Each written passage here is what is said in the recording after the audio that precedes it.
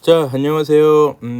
이번 주는 우리 저번 주에 저거 했었죠? 유치 전략 감독 어떤 개최지 선정 과정을 우리가 좀 봤습니다. 근데 이제 저번 주에 우리가 했던 거는 그 컨벤션, 일명 이제 학술회의라든가 국가 뭐 정상회의 이런 국제회의 관련된 것들이 전 중심으로 해가지고 저희들이 좀 알아보는 과정이었었고요.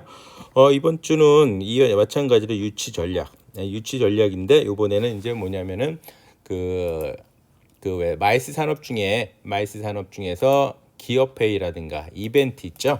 이쪽에는 과연 어떻게 유치 전략이 있는가 약간 다르거든요. 그래서 그 개최 그 선정 과정 유치 전략 그걸 갖다가 우리가 알아보는 시간인데요. 원래 당초에는 제가 마케팅이라고 썼는데 이 마이스 산업에서의 마케팅은 유치예요. 유치가 하기 때문에 일반적으로 우리가 마케팅은 뭐죠?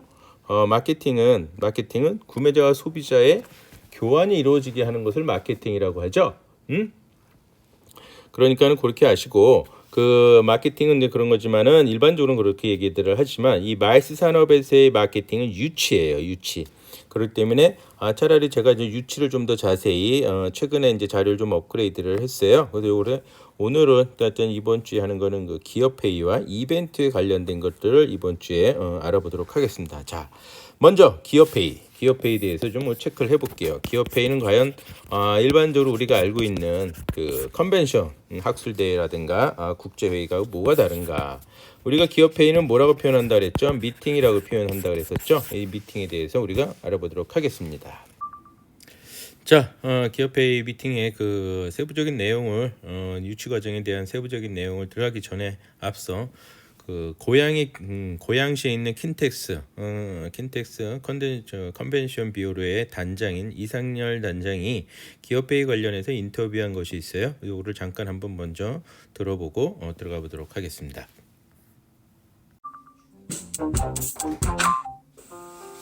기업회의는 기업의 브랜드 제고 및 이익 증대를 위해 개별 기업 단위에서 이루어지는 활동입니다. 따라서 기업회의는 개별 기업의 업종, 기업의 연혁, 비전뿐 아니라 CEO의 성향에 따라 차별화될 수밖에 없습니다. 따라서 이러한 기업회의 유치에 있어 모두를 만족시키는 정답은 없으며 목표로 하는 기업이 기업회의를 통해 얻고자 하는 것을 파악하고 맞춤형 대안을 제시해 고객을 이해시키는 것이 최선일 것입니다. 이러한 이유로 기업은 자신들에 대한 이해가 깊고 성격을 정확히 이해하고 있는 특정 대행사와 오랜 기간 동안 전담 조직처럼 회의 운영 서비스를 제공하는 경우가 많으며 기업회의가 기업의 홍보 마케팅 활동의 일환으로 개최되는 만큼 홍보 마케팅을 전담하는 광고기획사 내 별도 인하우스 부서를 통해 일괄로 이루어지는 경우도 적지 않습니다. 기업회의 시장에 신규 진출이 어려운 이유가 여기에 있는 것이죠. 또한 대부분 기업과 회의 대행사 간 계약서는 회의 관련 정보의 외부 유출을 금지하고 유출에 대한 강력한 수준의 처벌 규정을 포함하고 있습니다. 기업회의 관련 공개된 정보가 제한적일 수밖에 없는 이유인데요. 이렇게 기업은 보안과 독창성을 중시하는 만큼 기업회의 관련 수요와 유치 정보를 확보하기 어렵고 이에 따라 개별 기업에 대한 회의 유치 전략을 수립하는 것도 쉽지 않습니다. 따라서 기업회의 유치를 위해서는 유치를 희망하는 기업회의 업종 및 시장 규모를 파악하여 대상 기업의 범위를 좁히고 여러 마케팅 수단을 통해 정보를 확인한 후 이를 바탕으로 유치 경쟁력, 가능성 및 유치 효과 등을 고려하여 유치 대상 기업 및 회의를 특정해야 합니다. 또한 회의를 성공적으로 유치하기 위해서는 활동 방향, 세부 유치 프로그램 기획 및 실행 방안뿐 아니라 회의 수요를 특정하고 만족시킬 수 있는 대행사만의 수행 능력을 고객에게 효과적으로 전달할 수 있도록 유치 전략을 수립해야 합니다. 자, 잘 들어보셨어요? 자, 도움이 되실 겁니다. 다음에 이제 본격적으로 들어가 보도록 하겠습니다. 자, 기업회의 유치 특징. 기업회의 유치 특징입니다. 그래서 국제회의와 기업회의 뭐가 다른가? 일단 국제회의는 참가자 수가 되게 많죠. 글로벌하게 여러 사람들이 이제 모이다 보니까 그 국제회의 수가 상당히 지금 많이 있다. 참가자 수도 없다. 근데 규다 보니까 규모가 당연히 크겠죠.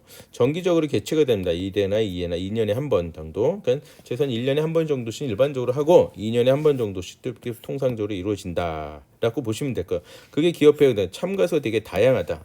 참가자 규모도 다양하고 개최 시기도 다양합니다. 매년 열리기도 하고 안 열리기도 하고 분기별로 열리기도 하고 그 회의의 유형에 따라서 그러면 기업 회의가 제가 그 왜 미팅 시간에 아마 이제 한 2주차, 3주차 정도에 우리가 미팅을 했을 거예요. 그 기업 회의 시간에 좀 말씀드렸죠. 기업 회의 종류가 뭐였죠? 형태 말고 기업 회의의 종류. 예, 경영자 회의가 있죠. 회사에 뭐 청사진을 만든다든가 하여튼 이런 임원들, 경영자들의 회의. 그 다음으로서 이제 판매, 마케팅, 어떻게 매출을 끌어올리는가, 영업을 어떻게 해야 되는가 등등. 그 다음으로서는 교육 훈련. 아이고 여기 오타가 났네요. 교육 훈련 회의. 교육 훈련 회의가 있었죠. 그리고 이제 전문적인 기술, 새로운 뉴 테크놀로지를 갖다가 이제 가리키거나 뭐 이런 식으로 해서 전문 기술적인 회의, 그걸 어떻게 발전을 시킬까 방향을 설정하는 뭐 이런 거가 되겠죠. 그다음 새로운 상품이 나오면 새로운 상품에 대한 특징, 장점, 단점 이런 걸 또 교육하고 알려드리고 그래야지 이제 마케팅 회의가 또 들어가겠죠. 그다음 이제 주주들이 모여서 하는 요거 이제 보통 상반기, 하반기 혹은 1년에 한 번 뭐 분기별로 어떤 주주 총회 같은 거, 그리고 이제 또한 중요한 인센티브 회의, 여행 같은 거. 그러니까 이런 것들 갖다가 기업 회의라고 할 수 있습니다. 그러니까 각각의 회의들마다 열리는 때가 다 다르고, 주기적으로 열리지 않는 저 미팅도 있다라는 거예요. 그렇기 때문에 인원수도 다양할 수밖에 없고 규모도 다양하고 개최 시기도 되게 다양하다라고 우리가 알 수 있습니다. 그렇죠? 그렇기 때문에 일단은 겉으로 봐서 이건 지금 겉으로 본 거예요. 겉으로 봐서는 국제회의와 기업회의 이런 차이점이 있다.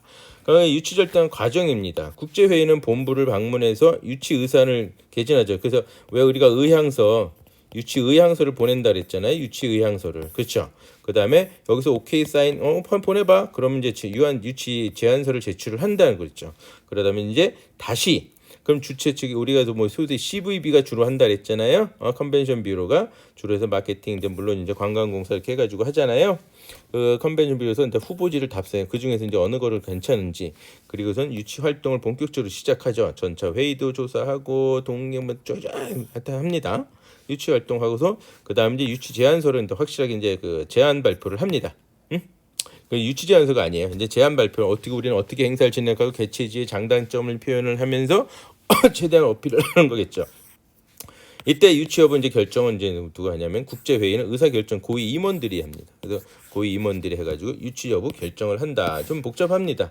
그러니까 이 의향서도 내야 되고 오케이 하면 제안서 내고 그 다음에 이제 우리가 준비를 하고 그러면 유치 활동을 하고 또 제안 발표를 한다라는 거죠. 그러나 여기서는 기업회의에서는 보통 여기서부터 시작이 된다라고 보시면 될 것 같아요. 그래서 제안서 제출하고 후보지 그냥 답사를 합니다. 이 후보지 답사 비용은 국제회의는 누가 낸다? 주최 측이 내요.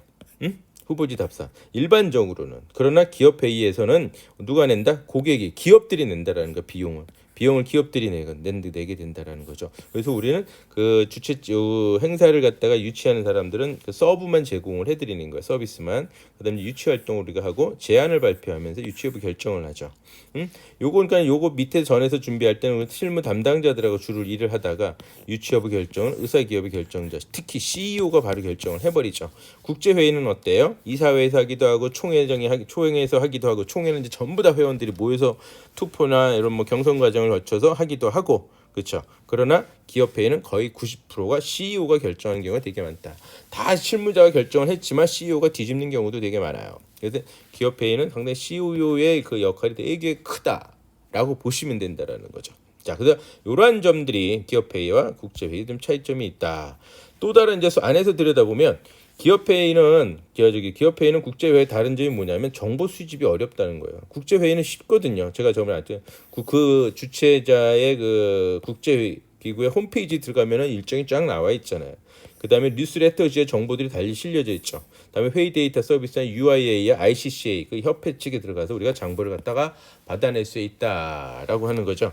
그런 것이 있지만은 기업회의는 뭐예요? 기업회의는 경영의 한 연장선이에요. 경영 전략을 짜는, 그렇잖아요. 경영 전략을 짜는 경영의 연장선이란 말이에요. 그런데 기업은 경영 전략을 짜는 어떤 경영의 연장선이니까 중요하죠. 보완이 필요하죠. 기업은 매출을 끌려면 항상 경쟁자가 있기 때문에 경쟁자가 싸워야 되니까 보완이 필요하단 말이에요. 그렇죠? 그래서 보완이 되게 중요한 기업 회의다라고 보시면 된다라는 거예요. 그래서 유치 관련 업무 제한적인 비공개예요. 대부분이 비공개. 그러다 보니까 어떤 일들이 생기느냐. 비공개다 보니까 비공개다 보니까 생기는 일들이 뭐냐면요. 이때는 우리가 하게 되면 저도 이제 여러 번 작성을 해봤지만은 하게 되면 이 보완 서약서를 작성해요. 어떤 윤리 규칙 같은 거. 이렇게 해서는 안 된다. 저렇게 해서는 안 된다. 뭐 이런 식으로 보완 서약서를 작성을 해서 진행된다. 이것이 이제 또한 국제회의와 기업회의의 차이점이다라고 보시면 될 것 같아요. 기업회의인데 그러다 보니까 기업회의는 보완이기 때문에 어떻게 정보를 확보하는 방법이 되게 어렵다. 정보를 확보하는 방법이 그렇게 쉽지는 않아요. 그래서 그렇지만 그래도 나름대로 정보 무작위로 일단 전화를 해보는 거죠. 회사 이게 정말 어떻게 보면 좀 무식하기도 하지만 무작위로 이러이러한 행사가 열린다는데 저도 한번 그 제안서를 내보고 싶습니다. 라고 한때는 저도 이런 식으로 했던 적도 꽤 있었습니다. 특히 전시회 박람회 그런 거 할 때요. 그다음에 기업회의 두 번째 방법은 뭐겠어요? 관광공사나 CVB에 이제 해가지고 이 사람들하고 같이 네트워크를 갖다 전국 세계에 있는 네트워크를 갖다 구축을 해가지고 하는 방법이 있겠죠. 그렇죠. 그런 연결되니까 그쪽에서 현지에서 이제 현지 기업들이 이런 회의를 한다더라라는 정보를 찾아내는 거죠. 그다음에 글로벌한 기업회의 네트워크 기업에 가입을 하는 거죠. 협회라든가 그 네트워크들이 모임들이 있거든요. 그런 모임들에 가서 가입을 해버리는 방법이 있고 그 다음에서 무역 전시에 참석을 하게 되는 거죠.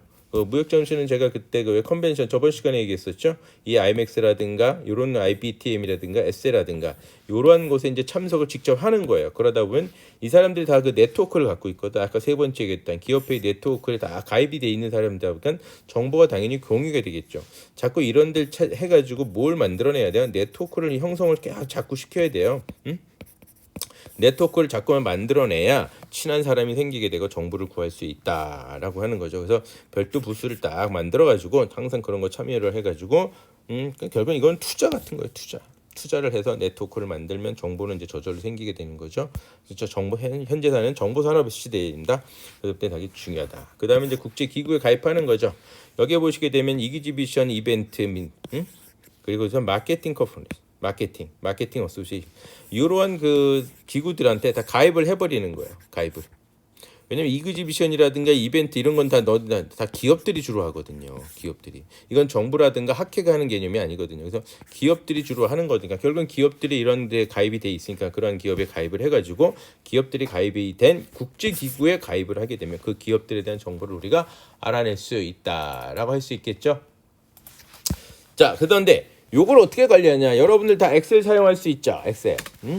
엑셀 다 사용해가지고 엑셀 다 이렇게 쓰는 거예요. 행사명, 개최지, 참가 규모, 행사 담당자, 실무 담당자 누구구나, 기업은 어떤 기업이고, 소재지는 어디고, 유치 결정자는 누군가 쭉 해가지고 매년 데이터를 모아서 업그레이드. 이게 하루 이틀에 되는 거 아닙니다. 한 달, 두 달에 되는 것도 아니고 1년, 2년, 3년씩 해가지고 정기적인 업데이트를 계속 지속적으로 관리를 하면 다음에 내가 왜냐면 그 기업 회의도 우리가 공략할 수 있는 게 있고 못할 수 있는 이런 것들이 있겠죠. 그래서 그걸 판단해서 덤비면 됩니다.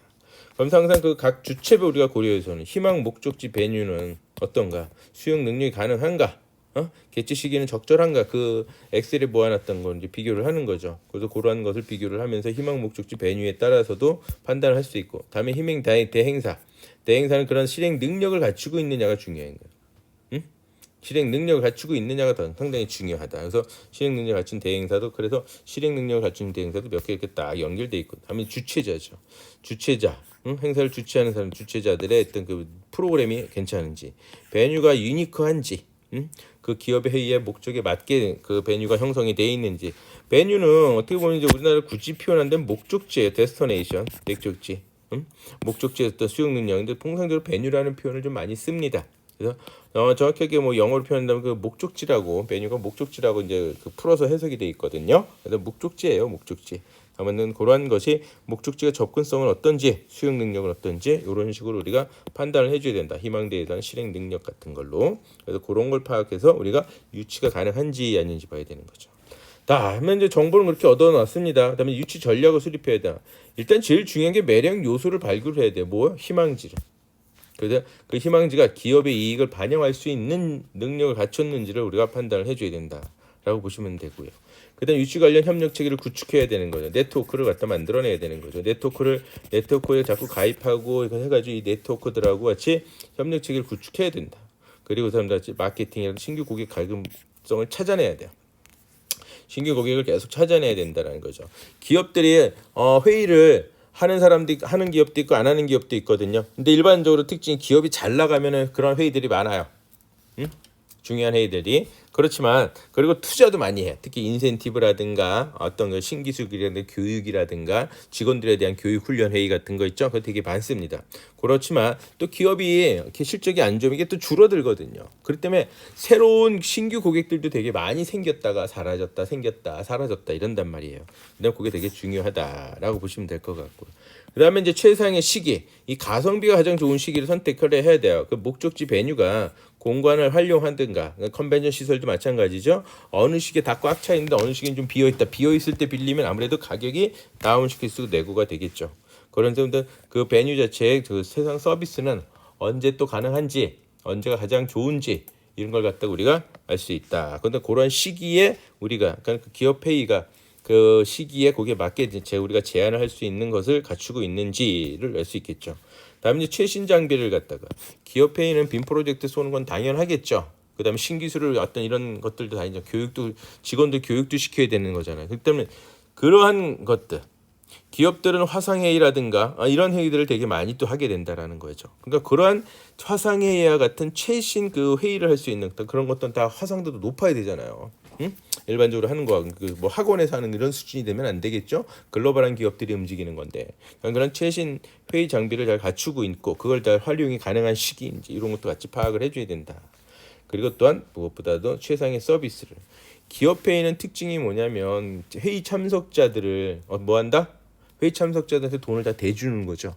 돈을 다 대주는 거니까 이왕 돈 대주는 거 제대로 대주고 그 사람들한테 좋은 소리 또 들어야 되잖아요. 그렇기 때문에 최상의 서비스를 제공하는 조건을 갖춰줘야 된다라고 보시면 될 것 같아요. 최상의 서비스를 제공할 수 있는 조건을 갖춰야 된다라고 보시죠. 그다음에 뭐 중요한 게 이제 사후 서비스죠. 행사를 진행하고 나서 사후 서비스 여기 오타가 났다. 이거 있는으로 바꿔주시고요. 그리고 그런 그 사후 서비스를 그래서 추후에 어떻게 된다. 요거는 갖다가 요거까지도 같이 해줘야 돼요. 사후 서비스는 기업 회의 끝나고 파급 효과가 측정을 해가지고 그 결과를 갖다 제공해주는. 마치 저는 한때 맨 처음에 그 K-팝 그 혹은 락 페스티벌 같은 이건 하는 이제 약간의 이벤트성이죠. 이걸 갖다가 행사를 처음 하고 해주고 나서 그 회사에 해주고 나서 백서를 만들어가지고 보내드린 정도. 그걸 되게 좋아하더라고요. 그래서 이 행사에 뭐가 잘 된 점, 잘못된 점을 갖다 내가 분석을 저 나름대로 제 3자 입장이잖아요. 어떻게 보면요. 그걸 해줬던 적도 있어요. 그걸 되게 좋아해가지고 그 다음부터 꾸준히 제가 몇 년 동안 계속 꾸준히 했던 적이 있었네. 그러고 보니까 그래서 이런 그 파급 효과라든가 그 조사를 하는 백서라든가 이런 것들 갖다 참가자들이 어떤 반응을 일으키는지 다 알려서 주면 상당히 기업에 그 다음 한 건 당연히 저한테 떨어진다라는 거예요. 자, 그래서 유치 전략을 하는 데 있어서 그 유치 요인 중에 우리가 가장 고려해야 될 것은 뭐냐? 그 기업의 유치는 같은 규모, 같은 유형일지라도 규모라든가 그 유형이 다 다르잖아요. 근데 같은 거라도 성공률 유치 요인이 달라지는 요인들이 있어요. 몇 가지가. 첫째가 목적이고 목표가 뭐냐? 교육훈련 회의는 목적이 직원들 교육이잖아요. 제대로 교육을 해줘야 되잖아요. 그렇죠?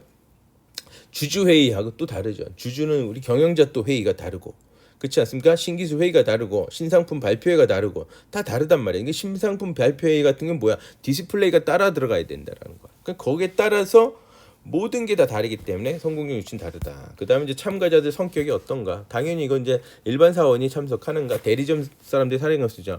어떤 기업들은 판매를 하는 데서 대리점을 이용한 사람들이 있겠죠. 그럼 대리점 줄을 쫙 모아가지고 또 교육도 해야 되고 어떤 그 본사에서 이렇게 해서 경영을 앞으로 청사진을 이렇게 보여줄 때 누가 대상이 될 수 있는지 분명히 다르겠죠. 그거에 따라서 유치 그 속성, 목적 다르다. 그다음에 기업 규모에 따라서 당연히 다를 거고요. 소재가 국가가 어딘지, 그렇죠? 업종은 도대체 뭔지 이게 F&B 식음료 쪽인지 아니면 호텔 쪽인지 아니면은 여행사 쪽인지 아니면 이제 신기술 쪽인지 뭐 IT 쪽인지 이런 거 다 다르겠죠. 당연히 일하는 방법이. 다음에 엔티티 회사의 정체성이라고 할 수 있겠죠. 회사의 철학이 가지고 있는 철학을 담고 있는 정체성 같은 거. 그다음 무엇보다도 중요한 건 뭐예요? CEO의 성향이 제일 중요하다. 넘버원이죠. 이치방. 일본 말이구나. 넘버원이죠.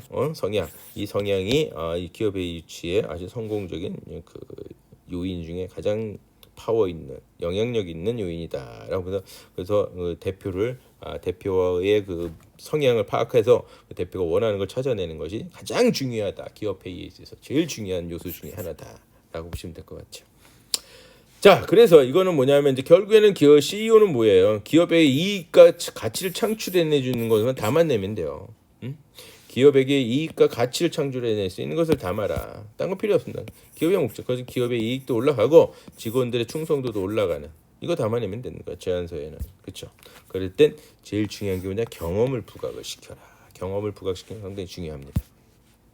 이 경험 같은 경우는 이제 고객 면담을 실시도 해가지고 뭐예요? 고객 면담을 실시하는 건 뭐예요? 고객 및 직원들의 충성도를 갖다가 만족시키는 게 고객을 면담을 했다라면 그 욕구들을 알아낸 것이고 욕구들을 알아냈으면 직원들한테 고객이나 직원들의 욕구를 채워줬으니 충성도 업이 되는 건 당연하겠죠. 자, 일반적으로 보게 되면 제안서 작성할 때는 그 우리나라는 파워포인트를 많이 사용하잖아요. 근데 이제 해외에서는 워드하고 파워포인트를 동시에 사용합니다. 제안서를 제출할 때는 워드를 사용해야 돼요. 제안서 제출할 때는. 그러나 발표는 파워포인트로 하게 된다. 그래서 제안서와 파워포인트는 들어있는 내용이 내용이 다르진 않지만 이게 달라요. 그 형식들이 많이 다르다. 이건 비교적 내용이 적다. 이건 내용이 많다. 이게 모든 게 다 들어가 있어야 돼. 워드 작업에는. 그렇지만 파워포인트는 내용이 다 안 들어가고 발표라는 게 말로 다 해드리는 거거든요. 구두상으로도 그 자리에서. 제안서 작성 방법입니다. 요구사항을 구어체로 작성해야 돼요. 이렇게 하게 선정한다. 이렇게 하면 안 돼요. 이거 문어층. 구체적인 선정하겠습니다. 라는 구어체를 작성을 해주는 게 좋다. 그 다음으로서는 고객의 욕구를 충족시키는 것이 치중. 당연한 거겠죠. 그것이 고객 가치를 실현하는 거니까. 그러셔야지 기업 고객들의 직원들의 충성도도 업이 되고 CEO가 만족하게 되겠죠. 그다음에 제안서 로고하고 연락처는 당연히 들어가야 되겠습니다. 그리고 타이틀도 해당 고객만을 위한다라는 걸 해주시는 게 좋아요. 예를 들자면 신세계 미디어 종합 마케팅 제안서 이런 식으로 신세계 미디어만을 위하는 거게 되겠죠. 그 다음은 소셜 바이럴 마케팅 제안서 와이드컴이라고 이걸 달아줘야 되는 거야. 그래서 이렇게 타이틀도 그렇게 해줘야 된다. 그다음에 쟤는 고객 요구사항 고객의 목표를 갖다 확실하게 집어넣어줘야 돼. 이거를 못 집어넣으면 안 되죠. 이게 바로 기업이 원하는 거기 때문에 거길 집어넣어줘야 되고 요구사항을 완벽하게 이해를 하고 있다는 걸 알 수 있죠. 프로그램 자체가 이걸 반영이 됐고 회의 시설도 다 반영이 돼 있고 케이터링도 반영이 돼 있고 주변 정보 그다음에 좌석 배치도 마찬가지로 기업의 어떤 걸 요구사항을 정확하게 반영됐다라고 보시면 되죠. 그다음에 이제 우리 제안사에서 하는데 유사 수행 경험을 부각을 시키라고 그랬잖아요. 그리고 각각 프로그램에 그 대체할 수 있는 서비스, 약간 최상의 서비스를 아까 제공해 주면 좋겠다. 예를 들자 이런 칵테일 파티도 해주는 거야. 칵테일 파티 아주 직원들이 좋아하겠죠. 즐겁게 하겠죠. 임원들도 마찬. 그런 직원 좋아하는 직원들을 보게 되면 임원들도 경영주들도 마음에 들어하고 그럼 CEO가 콜 하게 돼. 다음에 또 여기다 맡겨 이런 소리 할 수 있을 겁니다. 그래서 모든 예산을 구체적으로 작성을 해줘야 돼. 그 항목을 일일이 다 해가지고 구체적으로 작성을 해줘야 되고.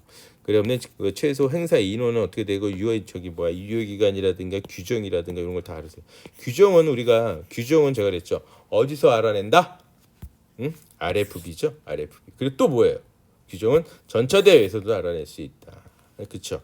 RFB와 전차대회에서 RFB가 뭐야? 리퀘스트 포 프로포저죠. 요거는 뭐냐? 누가 있는 회의 주최자죠.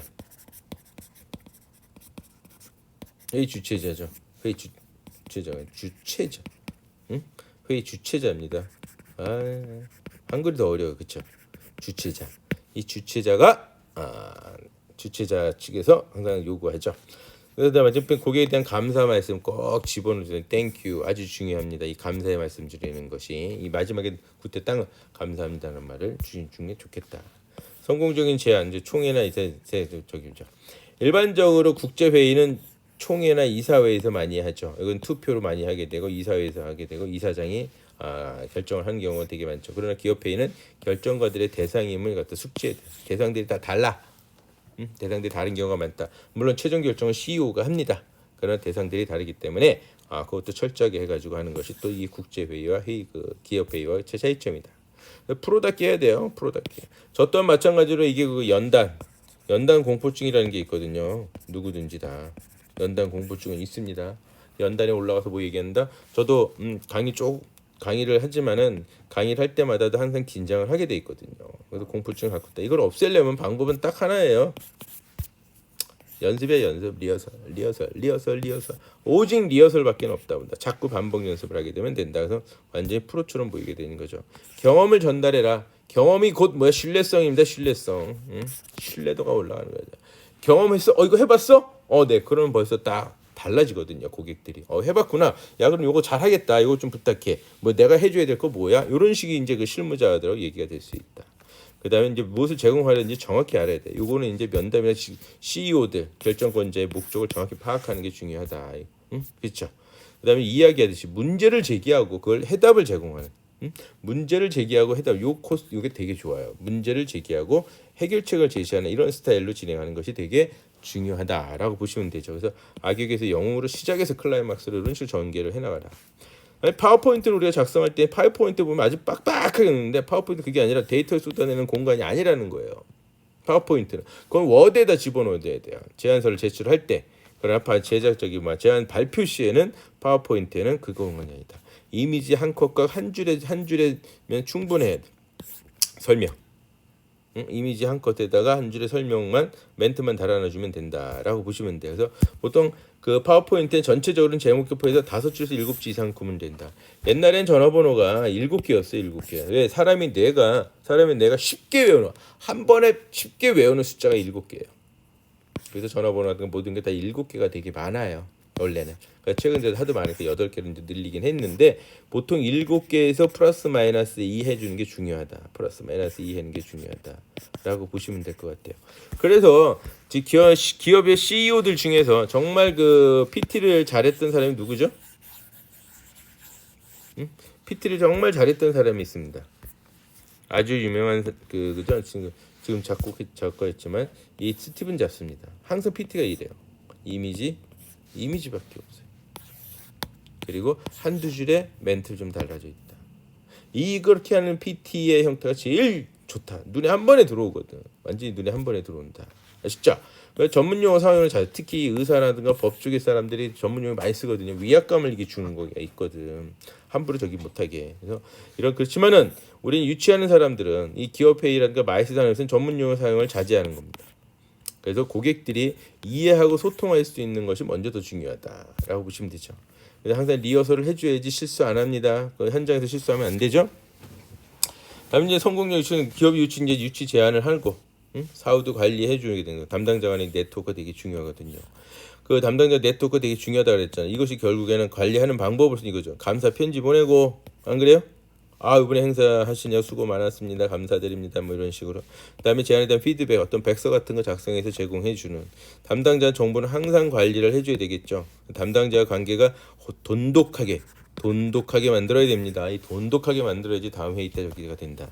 이것이 필수 전략이다. 왜냐하면 다음 차수 회의에 대한 정보를 얻고 다음 회의를 우리가 한다라면 아주 편안한 일들 계속 유치하고 뛰어다닐 이유가 없잖아요. 그렇잖아. 그냥 바로 유치 안 해봐. 얼마나 좋아. 유치하느냐고 마케팅 활동하면서 막 여기저기 정보 캐내고 관계를 형성하기 위해서 얼마나 노력합니까? 그렇죠. 그렇지만은 바로 이렇게 된다라면 바로 딴다라면 얼마나 좋아. 완전 시간 낭비 저거 낭비를 없애버리죠. 아셨죠? 자, 이제 그 기업 회의 이제 설명 이 정도로 마치고요. 아까 초두에 그 킨텍스 고향 컨벤션 뷰로 이상열 단장님 인터뷰가 있었죠. 또 마무리해 지면서 이상열 단장님이 이 기업 회의 관련된 인터뷰가 있길래 이것도 잠시 짧지만 잠깐 한번 보시기 바라겠습니다. 국제회의의 경우 유치 작업 및 유치 활동에 있어서 따라할 수 있는 유사 절차와 프로그램들이 존재합니다. 즉, 하나의 국제회의 경험이 다른 국제회의에도 모범이 될 수 있는 것이죠.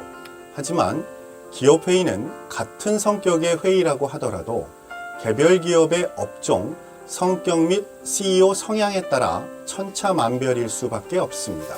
즉, 특정 기업의 행사의 경험이 다른 기업 행사에 유사하게 적용될 수 없는 것입니다. 따라서 효과적으로 기업회의를 유치하기 위해서는 직접 기업을 상대해서 본인이나 회사가 가지고 있는 경쟁력을 표현하는 것과 더불어 기존에 기업회의를 진행하고 있는 대형 또는 글로벌 전문 업체들과 협조 체제를 구축하여 정보를 취득하고 경험을 쌓는 노력이 반드시 필요합니다. 자, 잘 들으셨어요? 자, 그럼 잠시 쉬었다가 이벤트 유치 전략으로 가보도록 하겠습니다.